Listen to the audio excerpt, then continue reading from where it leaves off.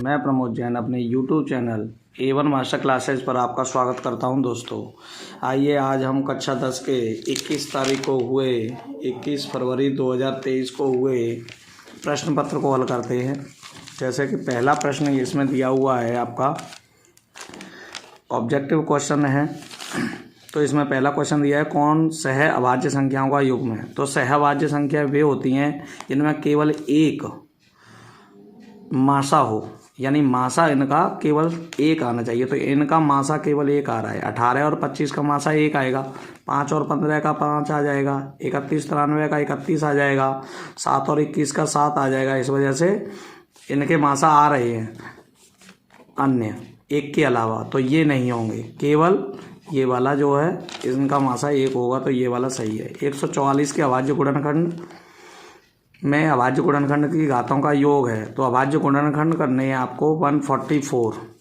इसके गुणनखंड करेंगे तो 2 का 72 बार, फिर 2 का 36 बार, फिर 2 का 18 बार, फिर 2 का 9 बार, फिर 3 का 3 बार और 3 का 1 बार। तो घातें देखनी है तो 1 2 3 4 5 6 कितनी घातें हो रही हैं? 6। आपका ये वाला सही हो जाएगा। तीसरा, m के किस मान के लिए समीकरण x - 2y = 3 और 3x + my अद्वितीय हल। अद्वितीय हल होने के लिए प्रतिबंध आपने पढ़ा होगा a1/a2 is not equal b1/b2। तो a1 की जगह पर वैल्यू यहाँ पर 1 है आपकी, और a2 की जगह पर वैल्यू है 3, b1 की जगह पर है -2 और b2 की जगह पर है m। क्रॉस मल्टीप्लाई करेंगे जब इसमें, तो m इज नॉट इक्वल हो जाएगा -6। ये वाला इसका आंसर हो जाएगा। 2x + 3y = 18, x - 2y = 2 का हल होगा, ये पूछा हुआ है। तो इनमें से मैंने आपको बताया था कि आप डायरेक्ट जो भी ऑब्जेक्टिव दिए हुए हैं उनकी वैल्यू रख लेते हैं। x की जगह पर जब आप 6 लिखेंगे यहाँ पर, तो 6 दूनी 12 हो गया। यहाँ पर y की जगह पर 2 लिखेंगे तो 2 3 6 हो गया, 12 और 6 18 हो गया। ये वाला सही है। अब इसमें रख के देख लो, x की जगह पर 6 लिखेंगे, y की जगह पर 2 लिखेंगे तो 2 दूनी 4 हो गया, 6 में से 4 घटाया तो 2। तो यही वाला अप्लाई हो रहा है, तो इसका मतलब यही वाला आंसर सही होगा आपका, और बाकी सभी गलत होंगे। के किस मान के लिए रैखिक समीकरण युग्म x + ky = 1 और इतने के अनेक हल होंगे। तो अनेक हल होने के लिए प्रतिबंध होता है a1/a2 = b1/b2। a1 की वैल्यू कितनी दी हुई है आपकी? 1। a1 की वैल्यू है यहाँ पर 1, और a2 की वैल्यू कितनी दी हुई है? k = b1 की वैल्यू दी हुई है k, और b2 की वैल्यू दी हुई है 1। क्रॉस मल्टीप्लाई करेंगे तो k² बराबर हो जाएगा 1, तो k = ±1, यानी ये वाला जब स्क्वायर रूट लेते हैं तो प्लस माइनस में आता है। इतने = इतने तो x का मान होगा। जब इसे सॉल्व करेंगे आप इस इक्वेशन को क्रॉस मल्टीप्लाई करके, तो क्रॉस मल्टीप्लाई करोगे तो x² - 2 = 7, -2 पश्चांतर कर दिया तो प्लस का हो जाएगा, 7 + 2 x² = 9 हो गया। और जब स्क्वायर रूट लेंगे तो प्लस माइनस का 3, यानी ये वाला सही होगा आपका। क्वेश्चन नंबर 7 पर आते हैं। एक वृत्त का केंद्र इतना है, केंद्र दिया हुआ है, ये वृत्त है मान लो, और इसका केंद्र ये दिया हुआ है आपको। केंद्र कितना है? 2, -3, और b के निर्देशांक जो b सिरा है इसके निर्देशांक हैं 1, 4। इसके निर्देशांक a के पूछे हैं। मान लिया हमने इसके निर्देशांक x, y हैं। तो आप जानते हैं, क्योंकि व्यास के मध्य बिंदु को ही वृत्त का केंद्र कहते हैं, व्यास के मध्य बिंदु को वृत्त का केंद्र कहते हैं।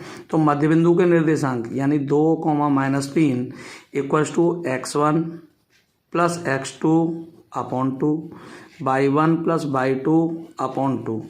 ये हो गया आपका 2 - 3 = x + 1, यानी पहले वाले की तुलना आपने पहले वाले से कर दी। तो 2 = हो जाएगा आपका x + 1/2। 2 2 जा 4, 1 इधर ले जाएंगे तो माइनस कितना बचेगा? 3 बचेगा। कितना बचेगा? 3। 2 2 जा 4, 1 घट जाएगा तो 3 बच गया, यानी x की वैल्यू आ गई 3। अब x की वैल्यू 3 निकल आई, अब y की निकालनी है तो दूसरे वाले पद की तुलना दूसरे वाले से कर दो। तो ये हो गया आपका y + 4/2 = -3। 3 दूनी कितने हो गए? -6। 4 और चले गए तो माइनस का कितना हो गया? 10। तो ये वाला 3, -10 वाला आंसर सही होगा। इतने के मूल बराबर हों तो के का मान क्या होगा, मूल बराबर होने के लिए प्रतिबंध आप जानते हैं b² - 4ac = 0। b की जगह पर -12 दिया हुआ है, इसका स्क्वायर हो गया, -4a की जगह पर कितना दिया हुआ है 3 और c की जगह पर कितना दिया हुआ है k = 0। 12 का वर्ग 144, माइनस का वर्ग करें प्लस, माइनस के 4 दिया 12 के बराबर 0, तो 12 के पसंद करते हैं, 12 के बराबर 144 और जब k की वैल्यू निकालेंगे तो आ जाएगा आपका 12। ये आंसर हो गया। दो आकृतियां जिनके आकार समान हों परंतु आमाप आवश्यक रूप से समान न हों। दो आकृतियां जिनके आकार समान हो, आमाप का मतलब है उनकी जो दूरियां हैं वो समान नहीं हैं, समान न हो कहलाती हैं। तो क्या कहलाती हैं वे? समरूप आकृतियां कहलाती हैं। जैसे कि आप जानते हो दो समरूप त्रिभुज कौन कौन से हैं, ABC और PQR, ये समरूप हैं। कब? जब AB/PQ। यहाँ बराबर नहीं कह रहा है, समान नहीं है, पर लेकिन ये अनुपात में आमाप आवश्यक रूप से समान न हो, आकार समान होंगे पर लेकिन आमाप समान न हो तो कहलाती हैं वो समरूप आकृतियां। यह दो समरूप त्रिभुजों की संगत भुजाएं इतने के अनुपात में, तो क्षेत्रफलों का अनुपात का फॉर्मूला आपने डायरेक्ट पढ़ा होगा कि भुजाओं के वर्ग 3 का वर्ग अपॉन 5 का वर्ग, तो 9 अनुपात कितना हो जाएगा 25। ये वाला सही हो गया। यदि किसी त्रिभुज की भुजाएं 3, 4 और 5 सेंटीमीटर है तो त्रिभुज कैसा होगा, समकोण होगा। ये तो आप जानते ही हैं, पाइथागोरस प्रमेय लगा दी। कर्ण का वर्ग बराबर लंब का वर्ग प्लस आधार का वर्ग। ये 25 बराबर 9 प्लस 16, 16 और 9 25 बराबर 25, तो ये कैसा हो गया, समकोण त्रिभुज होगा। दो समरूप त्रिभुजों के परिमाप 10 और 15 सेंटीमीटर, इनके क्षेत्रफलों का अनुपात, क्योंकि हम जानते हैं कि परिमाप अगर दिए हुए हैं अनुपात में तो उनकी भुजाएं भी उसी अनुपात में होती हैं। तो परिमाप दिए हुए हैं 10/15, तो 5 से ये 2 बार, 5 से ये 3 बार, परंतु हम जानते हैं क्षेत्रफल निकालने हैं तो क्षेत्रफल के लिए क्या करते हैं, इसका स्क्वायर कर देते हैं। जब इसका स्क्वायर करेंगे तो 4/9 यानी 4/9 हो जाएगा। ये वाला बी वाला। यार tan थीटा बराबर 8/15 तो कोसेक थीटा का मान निकालिए। तो आप जानते हैं tan थीटा ये दिया हुआ वो, तो cot थीटा क्या हो जाएगा 15/8 हो जाएगा। उल्टा हो जाएगा कि नहीं हो जाएगा। कोसेक थीटा का, अब कोसेक का फॉर्मूला कोसेक स्क्वायर थीटा बराबर क्या होता है 1 + cot square theta. 1 + cot square theta 15/8 का क्या हो जाएगा, ये वर्ग हो जाएगा। वर्ग करेंगे तो 225, 8 का वर्ग 64, एलसीएम लिया 64 और 225 289/64 और वर्गमूल लेंगे जब इसका तो ये 17 हो जाएगा, ये 8 हो जाएगा, यानी पहला वाला सही है इसका।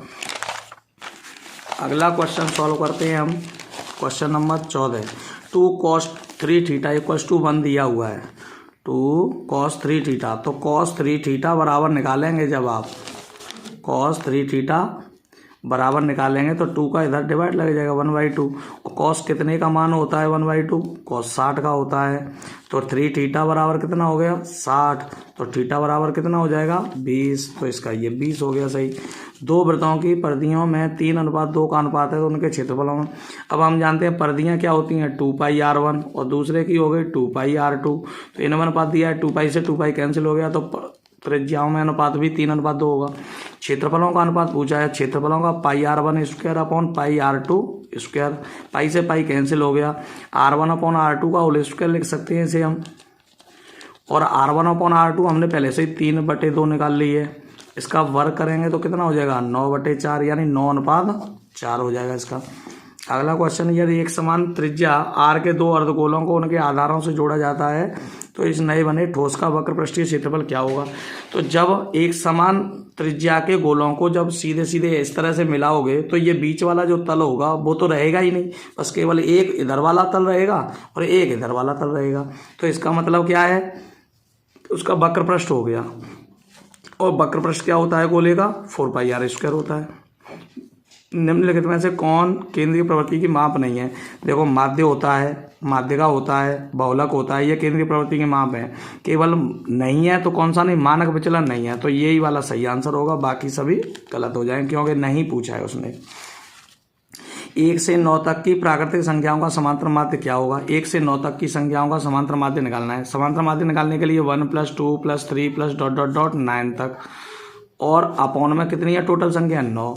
तो इनका योगफल निकालेंगे तो ये एक फॉर्मूला होता है n पदों के योग का, n इंटू n+1 एक ज़्यादा बटे में 2 और बटे में तो 9 पहले से ही है। 9 से 9 कैंसिल हो गया, 2 से कैंसिल हो गया 5 बार, तो इसका आंसर आ गया आपका 5। यदि किसी बारंबारता बंटन की माध्यिका 16 और 15 हो तो उसका बहुलक होगा। तो उसके लिए फॉर्मूला होता है बहुलक बराबर 3 माध्यिका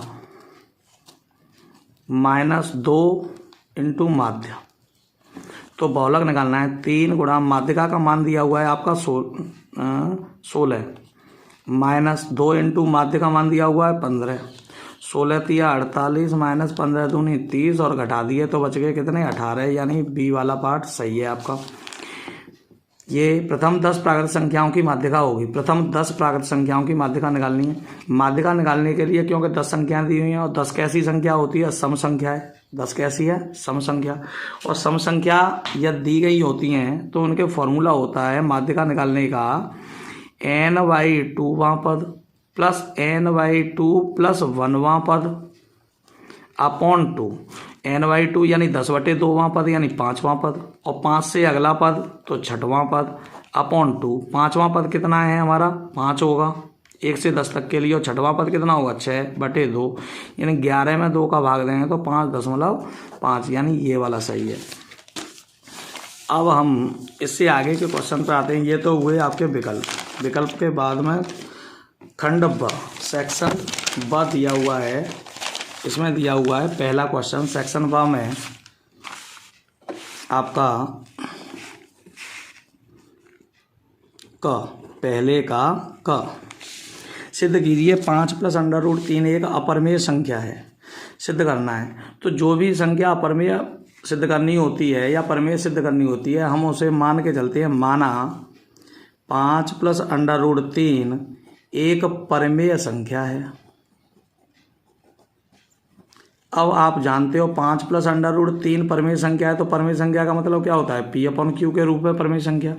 इधर 5 प्लस का इधर ले जाएंगे तो किसका हो जाएगा माइनस का, P/Q -5 हो जाएगा आपका। तो √3 बराबर हो जाएगा P-5Q/Q, एलसीएम ले लिया। अब ये वाली संख्या तो अपरिमेय है, जबकि ये कैसी है परिमेय संख्या है।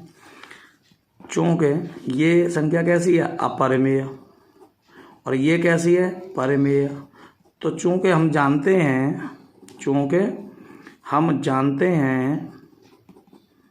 कि एक अपरिमेय संख्या कभी भी परिमेय संख्या के बराबर नहीं हो सकती। परिमेय संख्या के बराबर नहीं हो सकती। अतः हमने जो माना था वह गलत था। 5 + √3 एक अपरिमेय संख्या होगी। अब अगला क्वेश्चन दिया हुआ है दूसरा ख। cos A बराबर दिया है √3/2, तो sin 2A का मान निकालना है। तो इसे निकालने के लिए हम एक चीज़ देख लेते हैं। cos A बराबर cos कितने की वैल्यू होती है √3/2 cos 30 की। तो ये हो गया A बराबर 30 अंश। अब हमें निकालना है sin 2A, तो ये हो गया sin और 2 और A की जगह पर रख दिया 30, तो sin 60, और sin 60 का मान होता है आपका √3/2। यही आंसर हो गया। अगला क्वेश्चन दिया है इसका ग। सिद्ध कीजिएगा बेलन के आयतन का दोगुना उसके वक्रपृष्ठ और आधार की त्रिज्या के गुणनफल के बराबर होता है। तो बेलन का आयतन कितना होता है πr²h। अब कहा है उसने उसका दो गुना और उसके वक्रपृष्ठ और आधार की त्रिज्या के गुणनफल के बराबर होता है। तो वक्रपृष्ठ क्या होता है बेलन का, वक्रपृष्ठ होता है आपका बेलन का 2πr/h, और आधार की त्रिज्या होती है आपकी r। तो उसने कहा है बेलन के आयतन का 2 गुना, तो बेलन का आयतन और इसका कितने गुना, 2 गुना। वक्रपृष्ठ और आधार की त्रिज्या के गुणनफल के बराबर है, ये सिद्ध करना है हमें। तो बेलन का आयतन हमें पता है पाई आर स्क्वायर एच रख दिया हमने, और वक्रपृष्ठ कितना है 2 पाई आर एच, और आधार की त्रिज्या कितनी है आर। जब मल्टीप्लाई करेंगे तो 2 पाई आर स्क्वायर एच और ये भी 2 पाई आर स्क्वायर एच, यानी left hand side equals to right hand side, अतः ये भी सिद्ध हो गया आपका। अगले क्वेश्चन पे आते हैं घ। जो अगला पार्ट है ये दिया हुआ है आपका, निम्न आंकड़ों से माध्यिका की गणना कीजिए। तो वर्ग अंतराल दिया हुआ है आपका, उसके बाद में दी गई है बारंबारता। वर्ग अंतराल दिया है 0 से 10, 10 से 20, 20 से 30, 30 से 40, 40 से 50, और बारंबारता दी है 2, 8, 30, 15 और 5। अब आपको निकालनी है माध्यिका। माध्यिका निकालने के लिए फॉर्मूला, सबसे पहले माध्यिका का जो फॉर्मूला होता है आपका L1 plus N/2 minus CF cumulative frequency upon small f into h। तो उसके लिए हमें CF निकालनी पड़ेगी, कुमुलेटिव फ्रीक्वेंसी यानी संचयी बारंबारता। वो कैसे निकालते हैं आप जानते हैं, 2 में 8 जोड़ दिया तो 10, 10 में 30 जोड़ दिया 40, 40 में 15 जोड़ दिया 55, 55 में 5 जोड़ दिया 60। तो आप जब इसे सॉल्व करेंगे तो उसके लिए सबसे पहले आपको माध्यक वर्ग निकालना पड़ेगा। तो माध्यक वर्ग कैसे निकालते हैं, N/2। ये संचयी बारंबारता जो अंतिम पद होता है वही इनका योगफल होता है, आप जानते हो N कह सकते हैं या सिग्मा F कह सकते हैं। तो ये हो गया 60/2 और 2 से कैंसिल हो गया 30 बार। तो 30 से अधिक इस वाले पद में आएगा, इसमें आएगा, तो L1 हो गया आपका 20। माध्यिका निकालेंगे तो L1 का मान कितना 20 और प्लस N/2 कितना निकला है 30। कुमुलेटिव फ्रीक्वेंसी क्या होती है, इससे जस्ट पहले की, यानी जो बारंबारता वर्ग है उससे पहले वर्ग की संचयी बारंबारता, तो वो कितनी है 10 बटे स्मॉल f, और स्मॉल f है कितना 30 इंटू में h। 30 में से 20 घटा दिया तो कितना रह गया 10, 0 से 0 कैंसिल हो गया। ये हो गया आपका 20 प्लस 30 में से 10 गया तो 20 बटे 3, और 3 का भाग देंगे, 3 छक्के 18, 3 छक्के 18, 6 6 ऐसे करके आएगा। 20 प्लस 6.67 लिख सकते हैं इसे, और जोड़ देंगे तो 26.67, यही आपका आंसर हो जाएगा। अगला क्वेश्चन दिया हुआ है आपका अंगा, क्या दिया है, उस बिंदु के निर्देशांक ज्ञात कीजिए जो बिंदुओं -1,7 और 4,-3 को मिलाने वाले रेखाखंड को 2:3 के अनुपात में, यानी -1,7 और दूसरा बिंदु दिया हुआ है 4,-3 को मिलाने वाले रेखाखंड को 2:3 के अनुपात में विभाजित करती है। यानी M1 हो गया, ये M2 हो गया, ये X1/1 X2/2। अब अंत्य विभाजन के सूत्र जानते हैं आप, अंत्य विभाजन के निर्देशांक, अंत्य विभाजन के निर्देशांक का फॉर्मूला होता है M1x2 प्लस M2x1 बटे M1 प्लस M2, और M1/2 प्लस M2/1 बटे M1 प्लस M2, ये होता है। अब आपने क्या किया है, M1 की जगह पर तो लिख दिया 2, X2 की जगह पर 4, M2 की जगह पर 3, M1 X1 की जगह पर -1 अपॉन M1 प्लस M2 यानी 2 प्लस 3, M1 की जगह पर 2, y2 की जगह पर -3 प्लस M2 की जगह पर 3, y1 की जगह पर 7 बटे 2 प्लस 3। तो ये हो गया 4 दूनी 8 -3 बटे 5, माइनस के 6, 3 सत्ते 21 बटे 5, 8 में से 3 गया 5 बटे 5, 21 में से 6 गया 15 बटे 5, 5 से ये 3 बार, 5 से ये 1 बार, तो ये आ गया 1,3, ये अनुपात हो गए। अब अगला क्वेश्चन कह रहा है इसी का, ये दिया हुआ है च,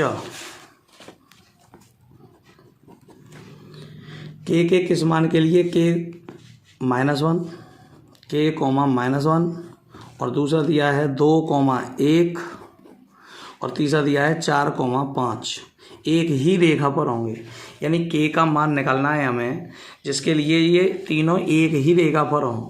तो एक ही रेखा पर हों इसका मतलब समरेखीय हों, और समरेखीय के लिए आप लोग प्रतिबंध जानते हैं कि त्रिभुज का क्षेत्रफल 1/2 x1/2 minus y3 plus x2/3 minus y1 plus x3/1 minus y2 equals to 0। तो 1/2 ये तो 0 में पहुँच गया तो 0 हो जाएगा। x1 की जगह पर k, ये हो गया x1/1 x2/2 x3/3, y2 की जगह पर 1, y3 की जगह पर 5, x2 की जगह पर 2, y3 की जगह पर 5, y1 की जगह पर -1 तो माइनस माइनस प्लस, x3 की जगह पर 4, y1 की जगह पर -1 और y2 की जगह पर 1। तो ये हो गया आपका इक्वल्स टू 0। जब इसे सॉल्व करें माइनस का 4 बच गया तो -4k, ये 5 और 1 6, 6 दूनी हो गया 12, माइनस के 2 का गुणा करें -8 बराबर 0, 12 में से 8 गया तो 4, 4 पश्चांतर कर देंगे तो माइनस का 4 हो जाएगा, माइनस से माइनस कैंसिल, k बराबर हो जाएगा 1। अब क्वेश्चन नंबर 2 पर आते हैं। इसके पे क्वेश्चन नंबर 2 जो दिया हुआ है 2 का क, ग्राफ विधि द्वारा रैखिक समीकरण इतने और इतने के अनेक हल हैं, ये सिद्ध करना है हमें। ग्राफ विधि से दिखाना है हमें। तो 3x माइनस वाई बराबर 2 और दूसरा दिया है 9x माइनस 3y बराबर 6। इसे ग्राफ विधि से हल करने के लिए हम क्या करते हैं, सबसे पहले समीकरण 1 के लिए सारणी बनाते हैं। 1 के लिए सारणी, जब 1 के लिए सारणी बनाते हैं तो किस तरह से सारणी बनती है आप जानते हो। x और y, एक बार तो x की वैल्यू 0 रखेंगे आप और एक बार y की वैल्यू 0 रखेंगे। जब इसमें x की वैल्यू एक बार 0 रखेंगे आप, x की जगह पर 0 तो ये 0 हो गया, y का मान -2 आ जाएगा। जब y की वैल्यू 0 रखेंगे तो 3 का इधर भाग लग जाएगा, 2 में 3 का भाग देंगे 2/3 या 0.6 लगभग, या इसी को कह सकते हैं आप 0.6 लगभग। अब दूसरे वाले को सॉल्व कर रहे हैं आप, दूसरे को सॉल्व कर रहे हैं तो इसका जब वैल्यू निकालेंगे आप समीकरण 2 के लिए सारणी, समीकरण 2 के लिए सारणी, जब 2 के लिए सारणी बनाओगे इसी तरह से तो x भाई, एक बार x का मान 0, एक बार y का, x की जगह पर जब आप 0 लिखेंगे, x की जगह पर आप 0 लिखेंगे तो 3 का भाग लग जाएगा तो -2, y की जगह पर जब आप 0 लिखेंगे तो 9 का भाग लग जाएगा और 6 में 9 का भाग लगेगा तो 3 से ये 2 बार, ये 3 बार तो 2/3। देखो इक्वल वैल्यू आ रही है।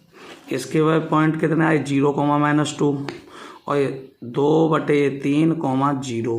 इसी तरह से इसके आए 0, -2 और 2/3, 0। ये स्टेप आए। अब जब हम ग्राफ खींचेंगे इसका तो x डैश y डैश, इसमें स्पष्ट सा दिखाई दे रहा है x अक्ष पर 0, y पर -2 चलना है तो -2 नीचे की तरफ 1 2, ये हो गया आपका 0, -2। अब 2/3 x पर, 2/3 का मतलब 0.6, एक भी नहीं पूरा, एक ये है तो ये वाला पॉइंट हो गया, y पर कुछ चलना ही नहीं है तो यही वाला पॉइंट हो गया आपका। तो ये हो गया कितना 2/3, 0। अब इससे इसे मिला दो, मिला दी।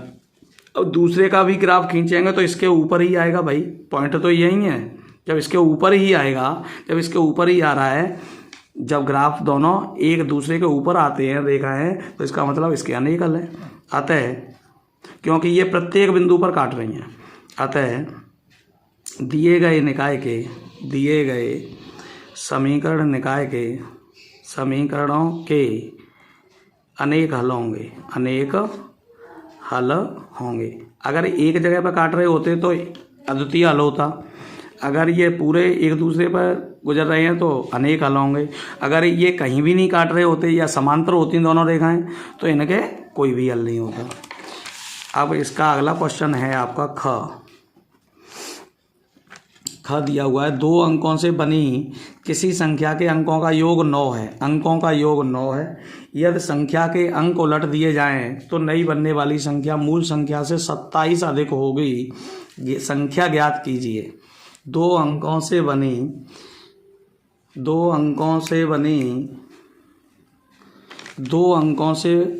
बनी किसी संख्या के अंकों का योग 9 है, अंकों का योग दिया हुआ है 9। तो माना अंकों का योग 9 है, तो माना संख्या के इकाई का अंक बराबर मान लिया हमने 22 और दहाई का अंक मान लिया हमने x। अब दोनों की कहा है, यस अंकों का योग 9 है, योग 9 है तो x + y बराबर 9। अब उसने क्या कहा है, यदि संख्या के अंक उलट दिए जाए तो संख्या क्या बनेगी, आप जानते हो 10x + y, 10x + y संख्या बनेगी। अब संख्या के अंक उलट दिए जाएं तो नई बनने वाली संख्या मूल संख्या से 27 अधिक होती है। तो नई जो संख्या बन रही है 10x, अंक उलटने पर बनी संख्या, अंक उलटने पर बनी संख्या वो क्या हो जाएगी 10 और x की जगह पर y और y की जगह पर x, 10y + x। तो उसने क्या कहा है, नई जो संख्या बनी हुई है 10y + x जो पुरानी वाली संख्या थी उससे 27 अधिक हो रही है, यानी ये वाली संख्या 27 ज़्यादा है, तो इसमें क्या जोड़ देंगे आप, 27 जोड़ देंगे और इक्वल हो जाएगा। जब इसे आगे सॉल्व करेंगे आप इन समीकरण को, तो ये बनेगा आपका, एक तो समीकरण है ही, एक ये बन जाएगा 10y + x है और y को इधर लेके आएंगे जब आप, तो ये हो जाएगा माइनस का y और माइनस का 10x बराबर 27। तो ये 10x में से ये कट गया, माइनस का 9x प्लस का 9y बचेगा बराबर 27। 9 कॉमन ले लिया तो बच गया -x + y बराबर 27। 9 का इधर डिवाइड लग जाएगा तो -x + y बराबर 27 में 9 से भाग लग गया तो आ गया आपका 3। ये बन गया इक्वेशन सेकंड। पहला इक्वेशन था x + y बराबर 9, x + y बराबर 9। जोड़ने पर ये कैंसिल हो गए, ये हो गया 2y, 9 और 3 हो गया 12, y बराबर निकला है आपका 6। y का मान समीकरण 1 में रखने पर, y का मान समीकरण 1 में रखने पर, जब 1 में आप रखोगे यानी x ऐसे कैसे y की जगह पर 6 बराबर 9, तो y x बराबर निकल आएगा आपका 9 - 6 यानी 3। x की वैल्यू निकल आई आपकी 3। ये आंसर हो गया आपका। और संख्या पूछी है तो संख्या निकालते हैं, तो संख्या क्या है 10x + y, तो 10 x की जगह पर 3 और y की जगह पर 6, तो ये हो गया 30 + 6 यानी 36। अब इसे चेक भी कर सकते हो आप कि आंसर हमारा सही है या गलत है। तो 36 दिया हुआ है, तो इसे चेक करने के लिए क्या करेंगे हम, कि क्वेश्चन में कहा गया है कि 2 अंकों से बनने वाली संख्या के अंकों का योग 9 है, तो 3 और 6 जोड़ेंगे तो 9 हो गए, सही है। यह संख्या के अंक उलट दिए जाएं यानी 63 कर दिया जाए तो नई बनने वाली संख्या 27 अधिक हो जाती है। 36 में 27 जोड़ देंगे तो 63 हो जाएगा, तो हमारे आंसर सही है बिल्कुल। अब क्वेश्चन नंबर अगले की बात करते हैं। ग जो दिया है, त्रिभुज ABC की रचना कीजिए जिसमें BC बराबर 6 सेंटीमीटर, AB बराबर 3 सेंटीमीटर, BC बराबर 6 सेंटीमीटर, BC बराबर दिया हुआ है आपका 6 सेंटीमीटर, BC बराबर 6 सेंटीमीटर और AB बराबर 3 सेंटीमीटर और ABC बराबर 45 अंश। कोण ABC बराबर 45 अंश। मैंने क्या कहा था कि BC दिया है, यहाँ पे एंगल B दिया है, तो चाहे तो BC खींच लो चाहे AB, कोई भी खींच सकते हैं। तो 6 सेंटीमीटर आपने सबसे पहले BC खींच ली, मान लो हमने सबसे पहले 6 सेंटीमीटर की BC रेखा खींच ली।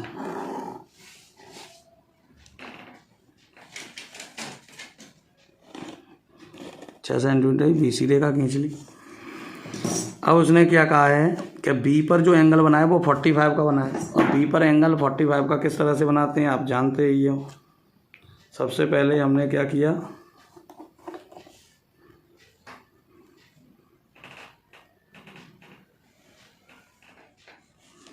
45 का बी पर एंगल बनाना है तो उसके लिए क्या करते हैं,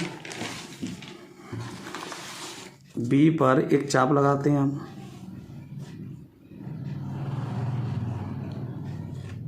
बी पर हमने एक चाप लगा दिया। सबसे पहला जो चाप लगता है वो लगता है 60 डिग्री का, 60 का चाप लगा से।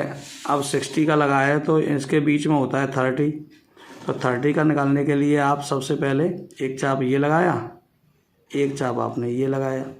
अब 30 का एंगल निकालने के लिए आप क्या करेंगे, इसे इससे मिलाएंगे। तो पूरा मिलाने की आवश्यकता नहीं है आपको, केवल और केवल हमें आवश्यकता है पॉइंट की, तो पॉइंट निकाल लेंगे आप। तो पॉइंट आ गया आपका ये वाला पॉइंट हो गया। अब हमें 45 का कोण बनाना है तो 45 का एंगल इस तरफ बनेगा 60 और 30 के बीच में। तो 60 और 30 के बीच में जब हमने ये चाप लगाया तो ये 45 का एंगल बन गया। इन्हें मिलाती हुई रेखा खींचेंगे तो ये बन जाएगा 45 अंश का कोण। ये बन गया आपका 45 का कोण। अब उसने क्या कहा है, 45 अंश का कोण बन गया और एक भुजा जो दूसरी दी हुई है ए बी वो 3 सेंटीमीटर है। तो यहाँ से 3 सेंटीमीटर का चाप लगाएंगे आप, 3 सेंटीमीटर का चाप लगाएंगे। ये हमने क्या किया, दूरी ली 3 सेंटीमीटर प्रकार में और 3 सेंटीमीटर का हमने इस पर ये चाप लगा दिया। जहाँ पे ये काट रही है इसे कह देंगे आप ए। अब इनको मिला देंगे आप, ए से सी को मिला देंगे, ए से सी को मिला दिया हमने, ये बन गया एक त्रिभुज। अब उसने क्या कहा है क्वेश्चन में,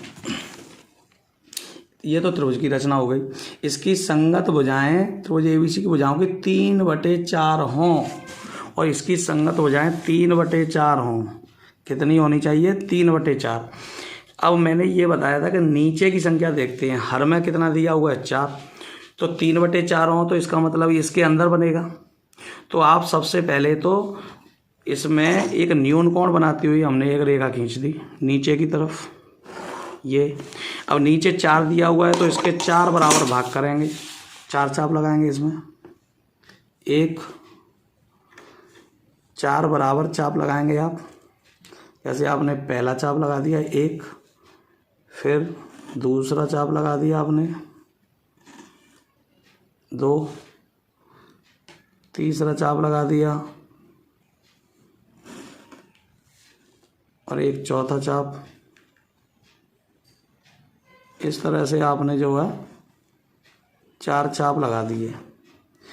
अब 4 चाप लगाने पर ये पॉइंट हो गया आपका B1, ये हो गया B2, B3, B4। अब C से B को मिला दिया आपने, C से B को मिला दिया, ये मिला दिया आपने C से B को। अब उसने क्या कहा है, अब हमें क्या करना है, ये वाला एंगल देखना है कि ये एंगल कितना बना हुआ है। ये हमने एक चाप लगा दिया। इसी तरह का एक चाप 3 पे लगा दिया, क्यों, क्योंकि हमें 3 पे बनाना है। अब देखेंगे ये कितनी दूरी है, यहाँ पर जितनी भी दूरी ये दी हुई है उतनी ही दूरी का एक चाप हमने लगा दिया और जो चाप लगाया है उससे हमने इसे मिला दिया, B3 को मिलाते हुए रेखा खींच देंगे B3 से। जिस रेखा को खींचेंगे आपकी तो मान लो ये इस तरह से मिलेगी। जहाँ पर ये मिल रही है यहाँ पर फिर से एक और काम करना है आपको। ऐसे ही पहले ये चाप लगाया, बिल्कुल सेम चाप यहाँ से लगा दिया, यही वाला। अब देखना है ये कितनी दूरी है, देखो ये बहुत ज़्यादा आ रही है। अब इतना इसमें ये जो दूरी है ये इसमें ज़्यादा है। अब ये प्रकार ठीक नहीं है, इनकी नोक बिल्कुल पास पास में होनी चाहिए, वो वाली प्रकार होनी चाहिए। तो इस तरह से यहाँ से नाप के ऐसे ही एक चाप लगाएंगे आप।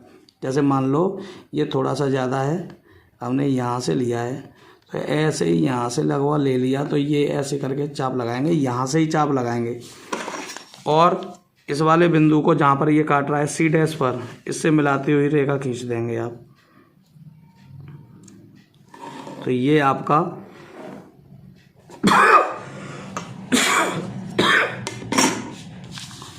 ये पॉइंट दे देंगे आप ए डैश। तो ए डैश बी सी डैश अभीष्ट त्रिभुज होगा। तो इसकी रचना कैसे लिखेंगे?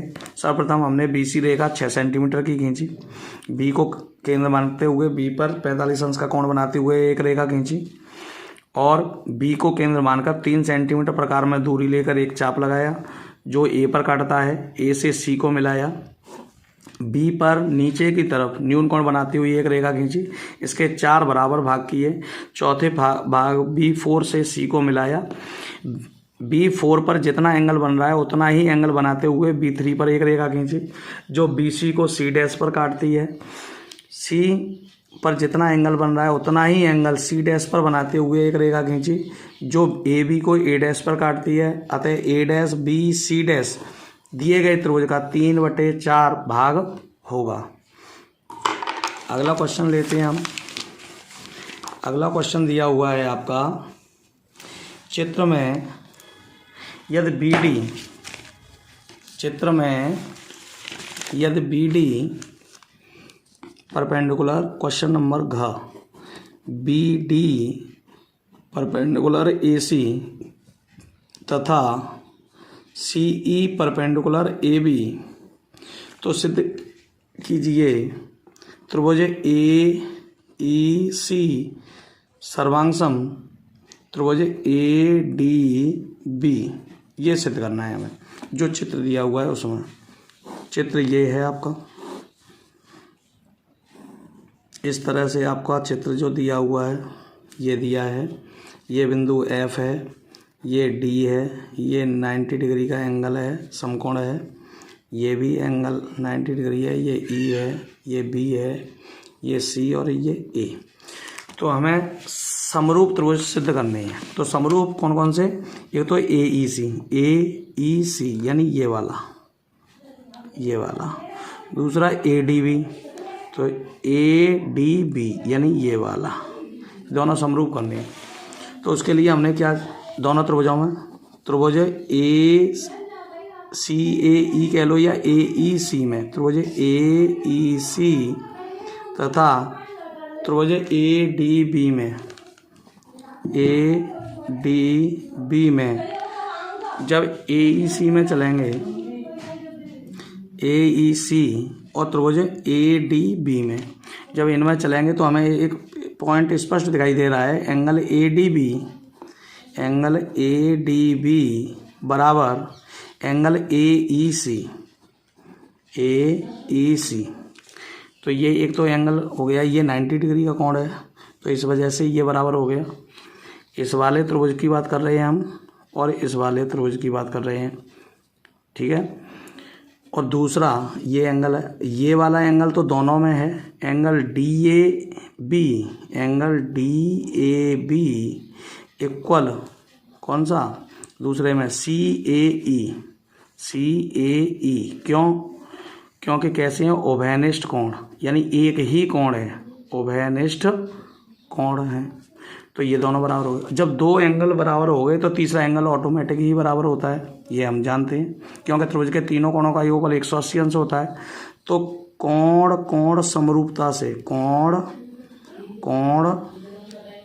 समरूपता से त्रिभुज ADB समरूप त्रिभुज AEC,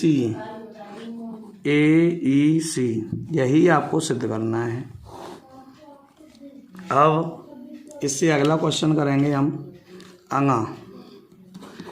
निम्नलिखित बारंबारता सारणी से समांतर माध्य याद कीजिए। समांतर माध्य निकालना है हमें। ये वर्ग अंतराल दिया हुआ है, वर्ग अंतराल, उसके बाद में दिया है आपका बारंबारता।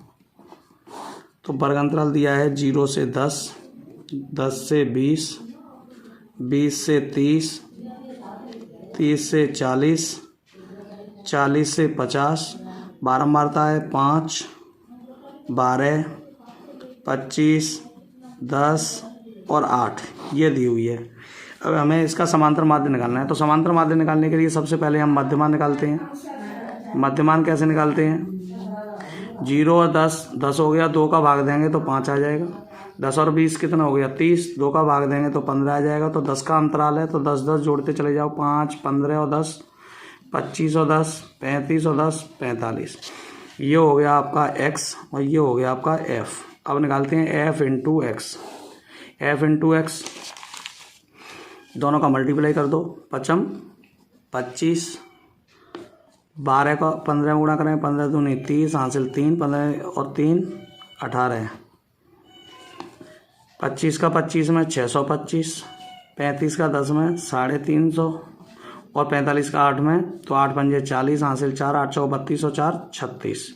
जब जोड़ेंगे 5 5 10, हासिल 1 और 6 7 और 5 12, 12 2 14, 14 और 8 22, 22 और 2 24, हासिल 2, 2 और 3 5 और 3 8 और 6 14, 1 15, यानी 1540। ये हो गया आपका sigma F x. Sigma F की वैल्यू 8 और 10 18, 18 5 8, 8 और 5 13, 13 2 15, 5 20, हासिल 2 और 1 3 और 2 5, 1 6 60 हो गया। हमें निकालना है एक्स बार। फॉर्मूला आप जानते हैं, सिग्मा एफ एक्स बटे सिग्मा एफ।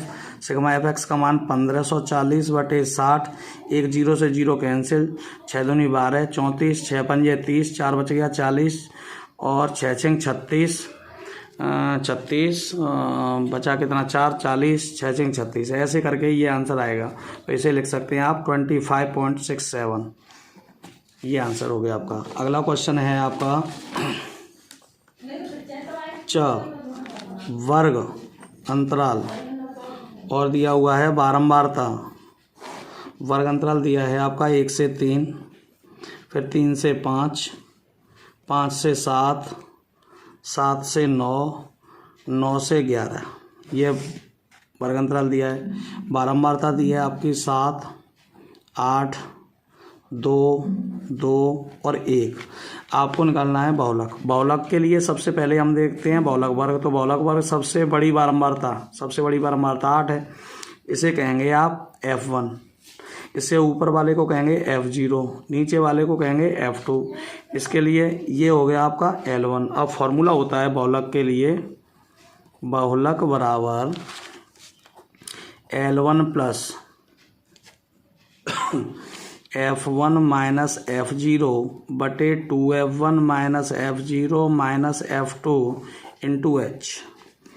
L1 का मान 3 रख दिया, F1 का मान 8, F0 का 7, 2 इंटू F1 का 8, F0 का 7, F2 का 2 और इंटू में H 5 में से 3 घटाया तो 2। तो जब इसे सॉल्व करेंगे तो ये आ गया 3, 8 में से 7 गया 1 गुणा 2, 8 दूनी 16 माइनस 7 और 2 9। तो ये हो गया 3 प्लस 2 बटे 16 में से 9 गया तो 7। जब 7 का भाग देंगे, 7 का 2 में भाग देंगे तो ये आ जाएगा 0.7 दूनी 14, 6 बच गया 60, 7 अट्ठे 56, 4 बच गया 40, 7 पंजे 35। तो ये हो गया आपका 3.285 लगभग। ये हो गया इसका बहुलक। नेक्स्ट क्वेश्चन दिया हुआ है आपका क्वेश्चन नंबर 3। क्वेश्चन नंबर 3 जो दिया हुआ है आपका, देखो क्वेश्चन नंबर 3 जो दिया है उसमें 2 भाग दिए हुए हैं, उसमें से कोई सा एक भाग करना है। हालांकि आप दोनों को ही करेंगे।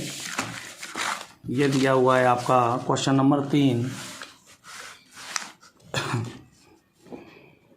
निम्न समीकरण के युग्मों के रैखिक समीकरणों युग्म में बदल कर हल कीजिए। 1/2x प्लस 1/3y बराबर 2। एक तो ये दिया हुआ है, दूसरा दिया है 1/3x प्लस 1/2y बराबर 13/16। ये दूसरा दिया है।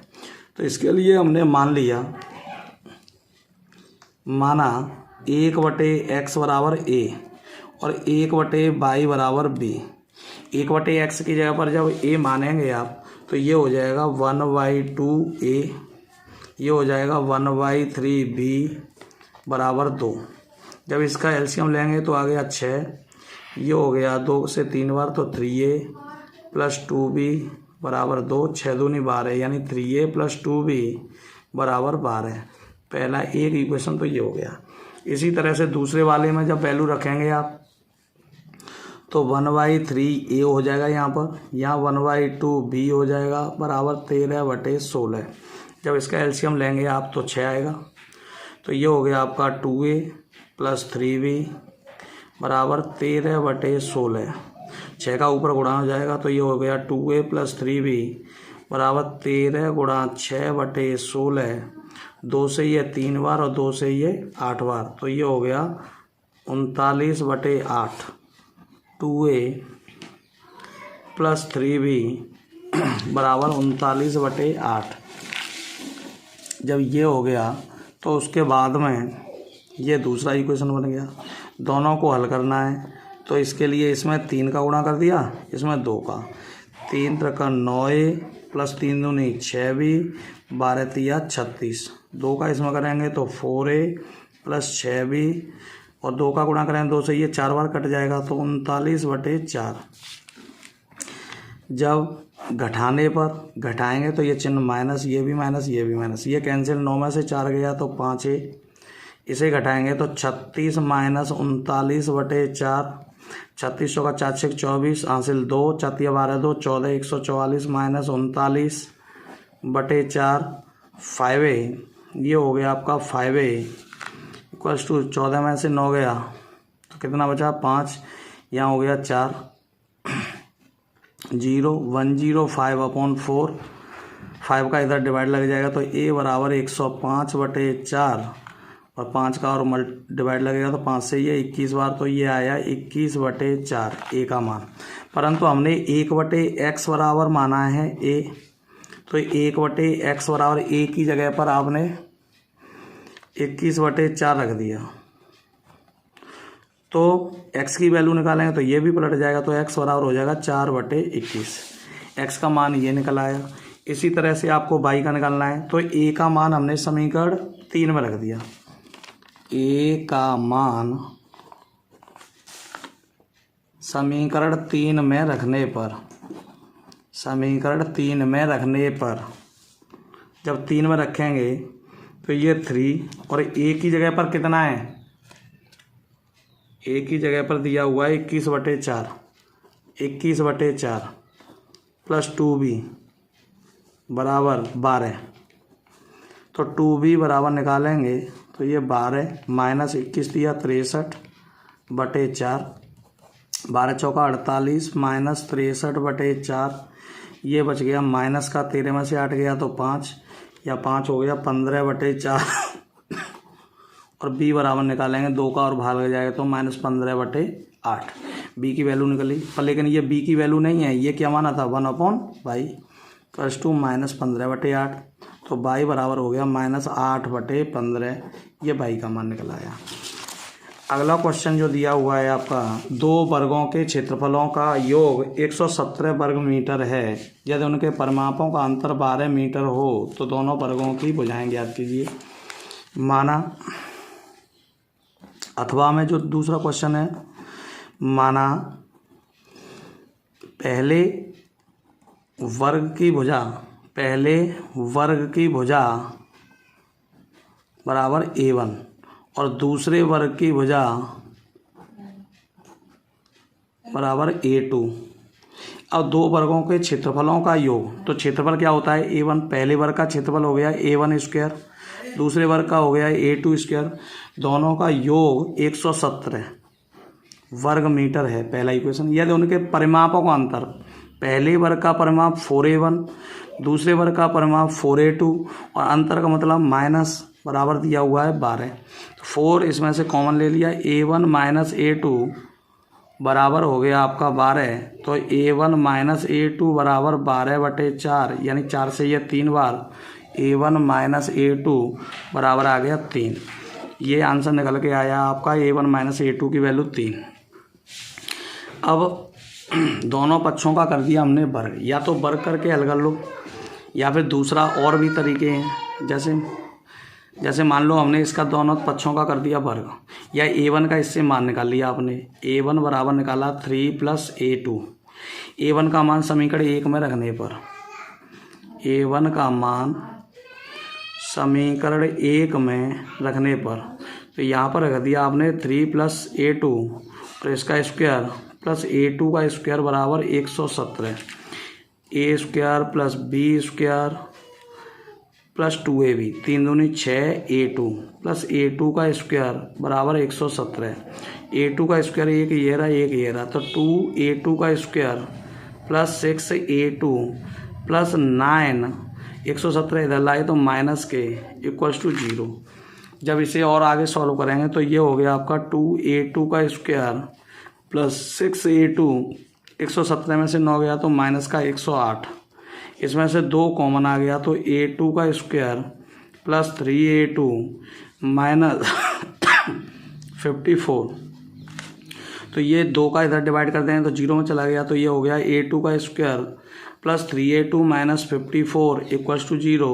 अब फैक्टर कर ले इसके, तो 54 के गुणनखंड ऐसे करें 3 आ जाएं, वो भी घटा के 9 छिक्के 54, 9 में से 6 घटाएंगे तो 3 आ जाएगा, आप जानते हैं। तो इसे जब सॉल्व करेंगे तो a2 का square plus 9a2 minus 6a2 minus 54 equals to 0। जब इसे आगे सॉल्व करेंगे तो ये आ जाएगा आपका, देखिए ये किया हुआ है a2 का स्क्वायर, तो इसमें से a2 कॉमन आ गया तो ये बच गया a2 प्लस 9 और माइनस 6 इसमें से कॉमन आ गया तो बच गया a2 माइनस 9, सॉरी प्लस 9 क्योंकि माइनस कॉमन लिया है। तो एक कोष्टक में तो a2 प्लस 9 और दूसरे में हो गया आपका a2 माइनस 6 बराबर 0। a2 प्लस 9 को निगलेक्ट कर दें क्योंकि ये माइनस का आएगा तो दूरी कभी नेगेटिव हो नहीं सकती। तो a2 माइनस 6 बराबर 0, तो a2 बराबर आ गया आपका 6, यानी दूसरे वर्ग की भुजा 6 मीटर होगी। अब a2 का मान आपने रख दिया समीकरण नंबर, इसमें इसे दे दिया हमने 2। a2 का मान समीकरण 2 में रखने पर, समीकरण 2 में a2 का मान रखने पर जब यहाँ पर मान रखेंगे तो a1 बराबर 3 प्लस a2 की जगह पर रख दिया हमने 6, तो 3 और 6 हो गया 9, 3 और 6 हो गया आपका 9, यानी a1 बराबर, यानी पहले वर्ग की भुजा होगी 9 और दूसरे वर्ग की जो भुजा होगी वो होगी 6। आपका ये आंसर निकल आया। अब अगले क्वेश्चन पर चलते हैं, भुजाएं निकल आई हैं आपकी। अब इनको चेक कर लेते हैं हम जरा, इसमें देखो क्या कहा गया है, दोनों को चेक कर लेते हैं, दोनों क्वेश्चंस को। देखिए इसे चेक कर रहे हैं हम, पहले इस वाले क्वेश्चन को चेक कर रहे हैं।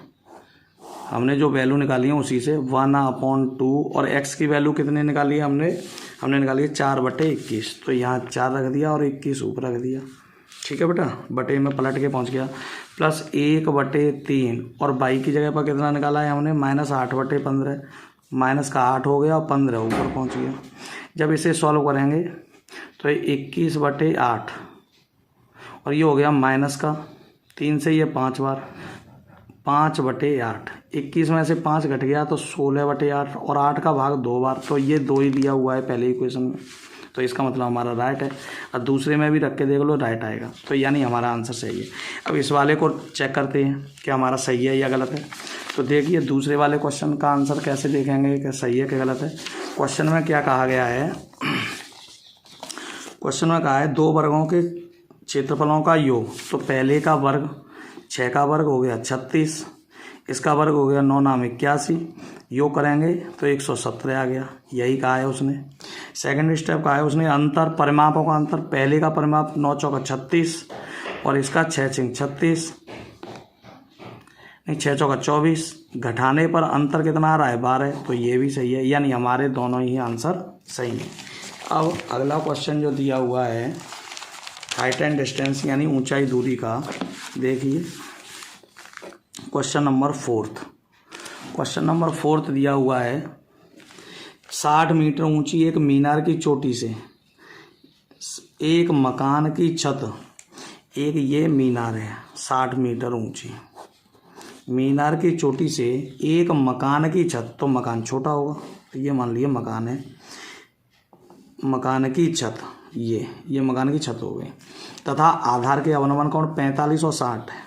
इस चोटी से इसका अवनमन कोण तो 45 है, यानी ये वाला तो 45 है, और आधार का जो दिया हुआ है वो दिया है 60, ये यहाँ तक 45 है तो ये भी कितना होगा 45। ये 60 दिया है तो ये भी कितना होगा 60 होगा। उस मकान की ऊंचाई और मीनार से दूरी, यानी मकान की ऊंचाई मान ली हमने h मीटर, एक तो ये निकालना है, और ये दूरी मान ली हमने x मीटर, ये निकालना है, ये दोनों निकालने हैं। तो देखिए इसे नाम दे दिया A B C D और E। माना ए भी कोई मीनार है 60 मीटर ऊंची, इससे x मीटर की दूरी पर एक मकान है CD जिसकी ऊंचाई मान ली हमने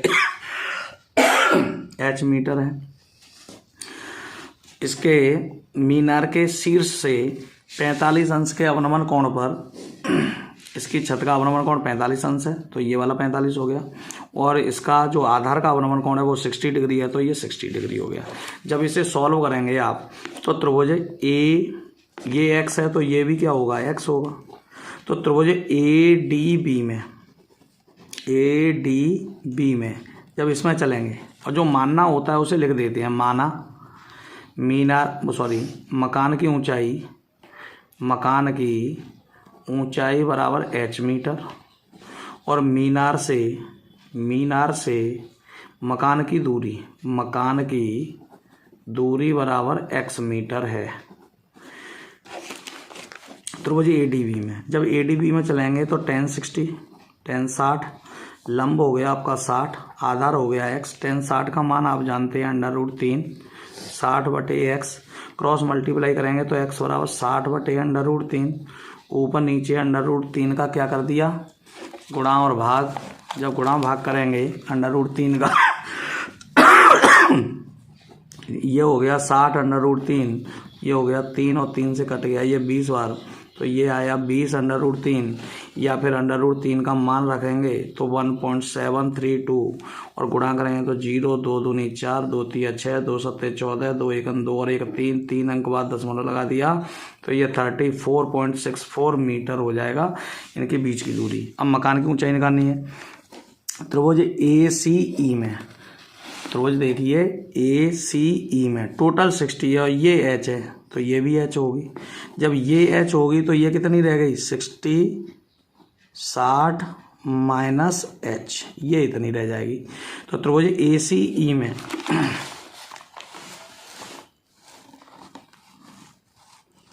चले हम त्रिभुज ACE में, जब ACE में चलेंगे तो tan 45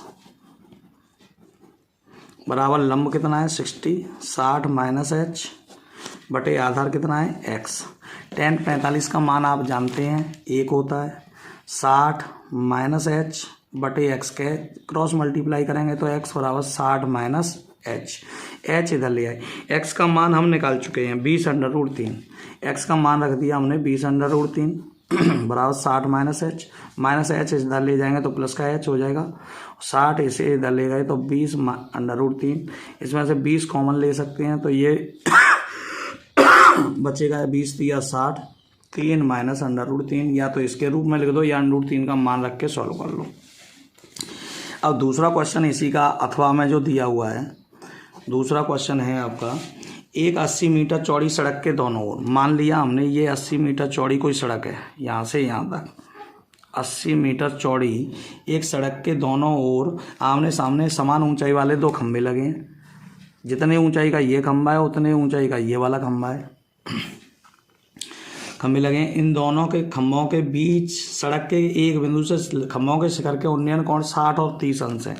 यानी एक कोई बिंदु ले लिया हमने यहाँ पर, इससे इसका उन्नयन कोण तो हुआ 60 अंश और दूसरे का है 30 अंश। ये कहा है उसने 30 अंश है। खंभों की ऊंचाई और खंभों से बिंदु की दूरी, यानी ये ऊंचाई निकालनी है तो मान लीजिए खंभों की ऊंचाई तो h है और ये दूरी x मान ली, टोटल 80 है तो ये कितनी रह जाएगी 80 minus x, 80 minus x।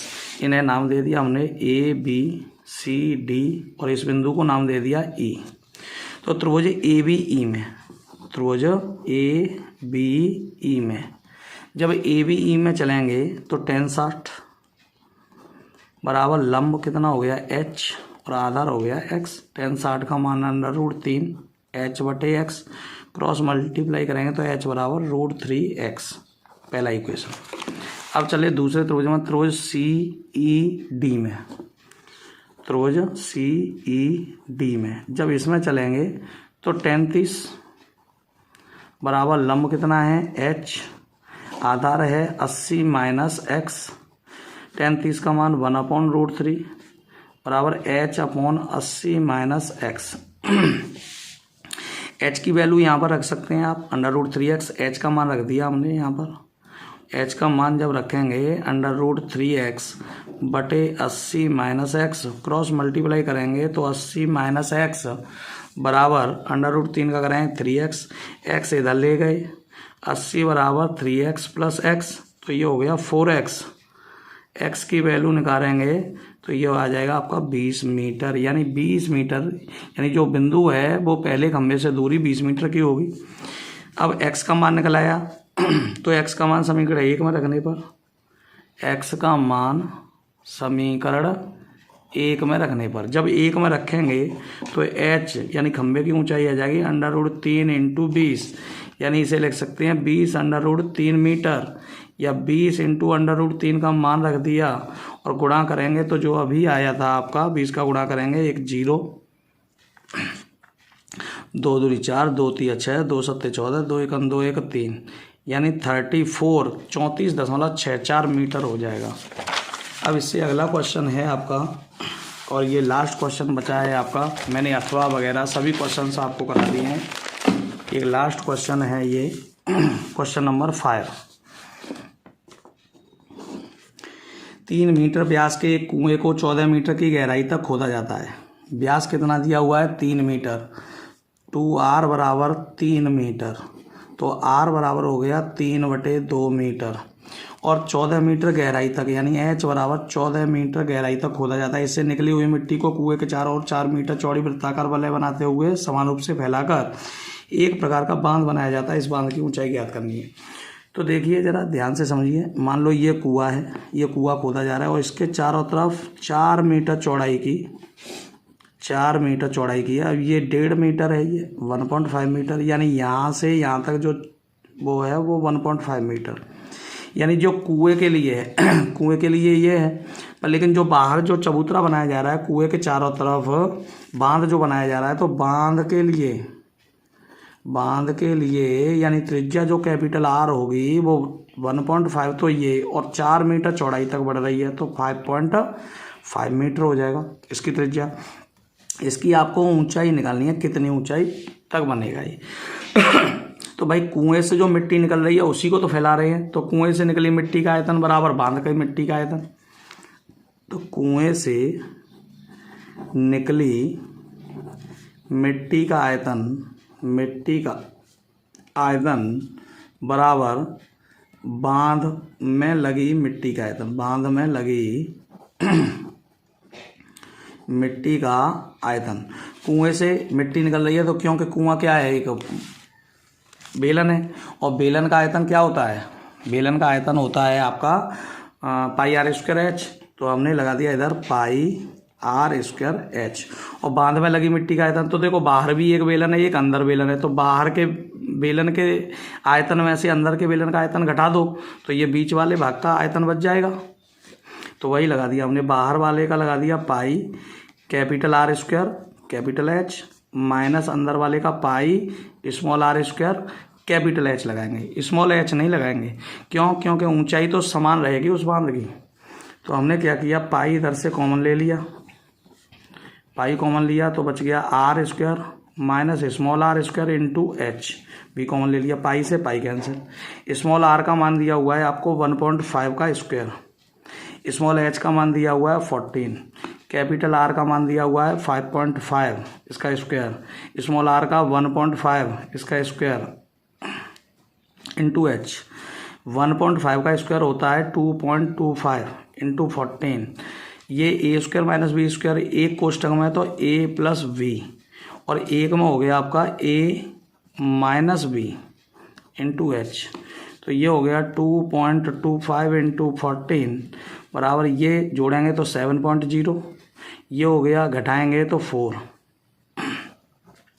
h बराबर निकालेंगे 2.25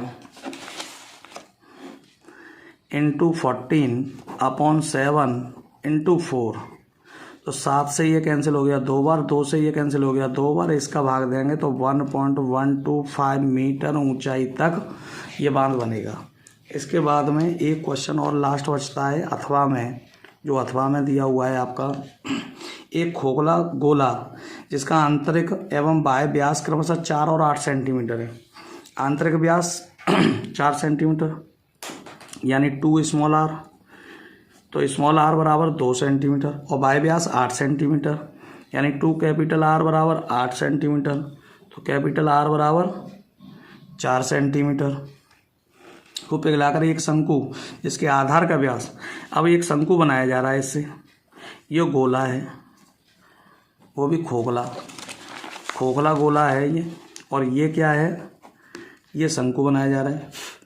शंकु बनाया जा रहा है तो शंकु के लिए क्या कहा है इसने, जिसके आधार का व्यास 8 सेंटीमीटर, शंकु का व्यास दिया है 8 सेंटीमीटर व्यास, यानी इसका मान लिया हमने R1, ये कितना दिया हुआ है 8 सेंटीमीटर, तो R1 बराबर हो गया 4 सेंटीमीटर। शंकु की त्रिज्यक ऊंचाई तथा वक्र पृष्ठ निकालना है, त्रिज्यक ऊंचाई यानी L निकालनी है शंकु की और वक्र पृष्ठ निकालना है, इसका 2 चीज़ें निकालनी है। तो इसके लिए सबसे पहले आप ध्यान देंगे इसमें जो भी दिया हुआ है, तो खोखला गोले का आयतन, भाई खोखले गोले से ही ये शंकु बनाया जा रहा है, तो खोखले गोले का आयतन बराबर किसका हो जाएगा, शंकु का आयतन। भाई खोखला गोला है, एक खोखला गोला जिसका आंतरिक एवं बाह्य व्यास दिए हुए, पिघलाकर इसे पिघला दिया और इससे ये बन रहा है, तो शंकु का आयतन, इसका मतलब एक वस्तु से दूसरी वस्तु बन रही है, तो शंकु का आयतन बराबर खोखले गोले का आयतन, खोखले गोले का आयतन। और शंकु का आयतन कितना दिया हुआ है, शंकु का आयतन होता है 1/3 पाई आर स्क्वायर, शंकु के लिए R1 माना है तो R1 स्क्वायर इंटू H बराबर खोखले गोले का आयतन होता है 4/3 पाई आर क्यूब, तो खोखला हो गया तो 4/3 पाई और capital R cube minus small R cube. तो देखो पाई से तो पाई कैंसिल हो गया, बटे की 3 से बटे की 3 कैंसिल हो गई, R1 की वैल्यू दी हुई है 4, इसका स्क्वायर हो गया इंटू H, ये 4 कैपिटल आर का मान दिया हुआ है 4, इसका क्यूब, स्मॉल आर का मान दिया हुआ है 2, इसका क्यूब, तो ये हो गया H बराबर 4 का क्यूब 64 माइनस 2 का क्यूब 8, 4 का वर्ग 16, इसका डिवाइड लग गया, 4 से ये कैंसिल हो गया 4 बार, 64 में से 8 घटाया तो आपका बच गया 56/4 और 4 से कैंसिल हो गया 14 बार। H ऊंचाई निकल के आई आपकी 14 सेंटीमीटर। अब आपको त्रिज्यक ऊंचाई पूछी है L बराबर आप जानते हैं √R² प्लस H²। R की वैल्यू कितनी है 4 शंकु के लिए, H की वैल्यू कितनी है 14, 4 का वर्ग होता है 16, 14 का वर्ग 256 नहीं 196 196, जोड़ेंगे तो ये हो जाएगा 6 और 6 12, 9 1 10 और 1 11, 212 हो गया। 212 का वर्गमूल जितना आ जाए उतना लिख दो, वर्गमूल लेना जानते ही हैं आप, या फिर दूसरे तरह से अगर वर्गमूल लेना ही है तो 212 के फैक्टर कर लो, 2 से 1 बार 0 6, फिर 2 से 2 पंजे 10 2 3 6, तो इसका आ गया 2√53, यही आंसर हो गया। अब दूसरा निकाल रहे हो आप, दूसरा पूछा इसका वक्र पृष्ठ, इसका वक्र पृष्ठ होता है पाई आर एल, पाई का मान तो 22/7, आर का मान दिया हुआ है शंकु के लिए 4, एल का मान दिया है 2√53, 4 दूनी 8, 8 दूनी 16, हासिल 1, 8 दूनी 16 1 17, 176/7 √53, ये हो जाएगा, या अंडर का मान रख दो और सॉल्व कर लो। तो इस तरह से मैंने आपके पूरा पेपर अथवा वगैरह वाले सभी क्वेश्चंस पूरे सॉल्व कर दिए हैं। आप इस वीडियो को लाइक और शेयर करना ना भूलें, और जिससे आपके जो दोस्त हैं उनको भी बेनिफिट मिल सके, या उनको भी पता चल सके कि उनका कितने % पेपर सही हुआ है, और आगे जो भी बच्चे हाई स्कूल में आएंगे उनके लिए ये वीडियो जो है बहुत ही बेनिफिट देगा। धन्यवाद।